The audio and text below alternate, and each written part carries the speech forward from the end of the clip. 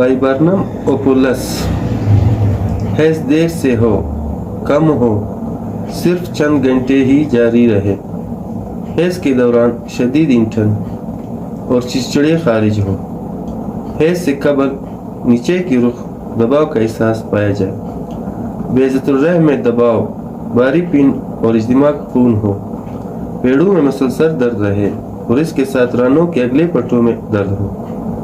اعلیٰ تناسل میں اچانک ڈنگ لگنے کے سے درد اور خارش ہو، ہر بار حمل گرنے کی شکایت، ابتدا میں ہی حمل گر جائے،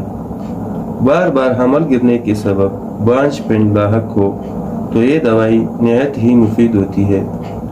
مسلسل متلی ہو جو کھانے کے بعد کم ہو، یہ دوا مدر چنکچر میں استعمال کی جاتی ہے۔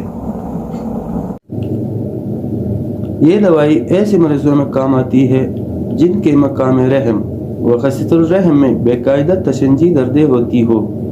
مثانہ اور دیگر آلات شکم کے تشنجی سکڑوں میں مفید ہے۔ سوزش و جلن رحم، سوزش و جلن رحم میں یہ دوائی نہایت کارآمد ہوتی ہے جبکہ یہ عرضہ ہسٹریا کی وجہ سے پیدا ہوا ہو۔ حیض کا درد، حیض کا درد اور تکلیف سے آنا، رحم میں شدید دردیں ہوتی ہو،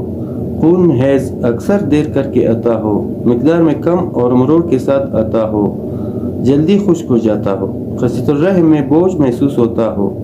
دردیں رانوں تک جاتی ہو۔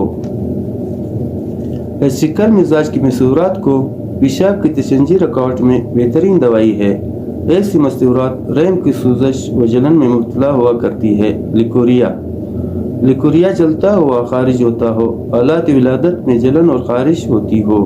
حمل کا اسقاط، حمل کا اسقاط بار بار ہو جایا کرتا ہو، بار بار حمل ضائع ہونے کی وجہ سے بانجھ پن پیدا ہو جاتا ہے۔ خوراک،